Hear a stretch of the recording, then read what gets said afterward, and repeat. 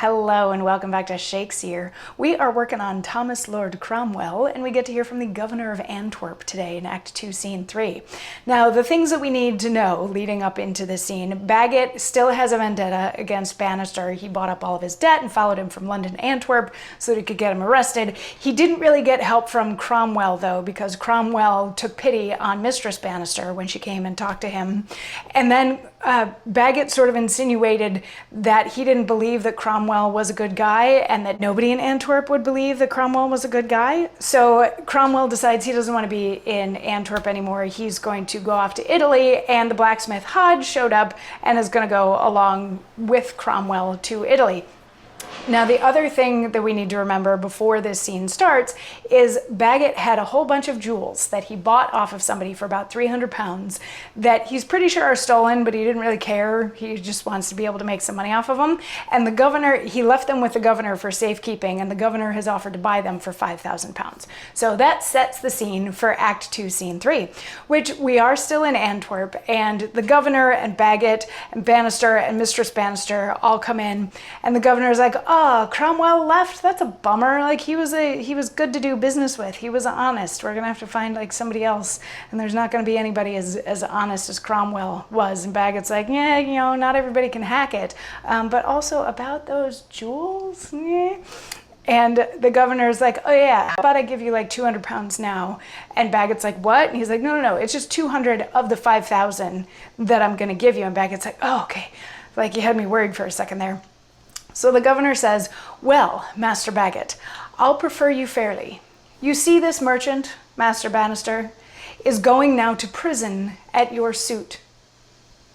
His substance all is gone. What would you have? Yet in regard I knew the man of wealth, never dishonest dealing, but such mishaps hath fallen on him may light on me or you. There is 200 pound between us. We will divide the same. I'll give you one on the condition you will set him free. His state is nothing. That you see yourself. And where naught is, the king must lose his right."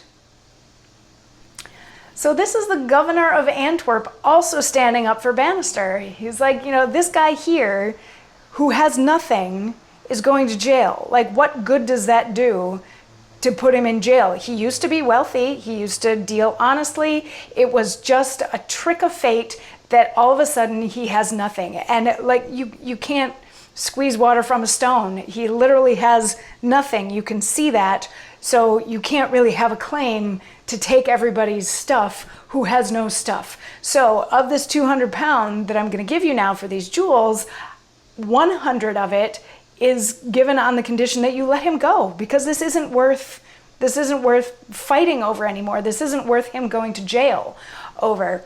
And Bagot, of course, doesn't like that, because he still wants to get back at Bannister. He's like, "No, you know, he owes me, and you're gonna owe me and everything." But then shortly after that, Master Bowser comes in, and he goes to the governor. He's like, "Here's some letters for you, but I gotta run." And the governor's like, wait, you're running away before you even have dinner? What, are you like headed out of town or something?" And Bowser's like, "Yes, I'm headed out of town because the king has been robbed. There were 7,000 pounds worth of jewels stolen. The thief has already been hanged, but the thief said that he sold those jewels for 300 pounds to somebody named Bagot. So I have to go try to find this Bagot." And instantly the governor's like, right here. This is Bagot right here. Have him arrested, have him taken away, blah, blah, blah. So the officers chain him up and take him away. And the Bannisters are thrilled. They're like, "Oh my goodness, like, this twist of fate has allowed us, you know, the freedom. Our captor is now captured himself, and we're going to be able to go back to sort of a regular life." And the governor's like, "You know, I heard that this Bagot guy was sort of wealthy, wasn't he?" And Bowser continues on saying, "Yeah, he was. Like, when they went to seize all of his property, they found like 5,000 pounds in jewels and coins and stuff, and not to mention his furniture. So all of that was seized, and it was given to the local merchant guild, who all felt really bad for one of their colleagues who had fallen on bad times. So they want to sort of not really bequeath, but they want to reallocate all of Baggett's seized goods to somebody named Bannister. So again, the governor's like, right here, this is Bannister, right here, this is the man who's supposed to get all of the stuff.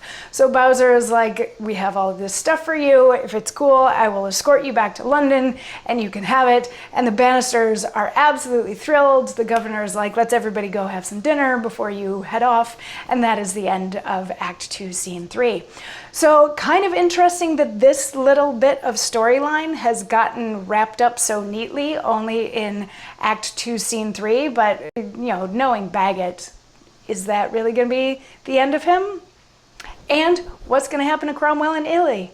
So come on back tomorrow and we will find out. I'll see you then. Mwah.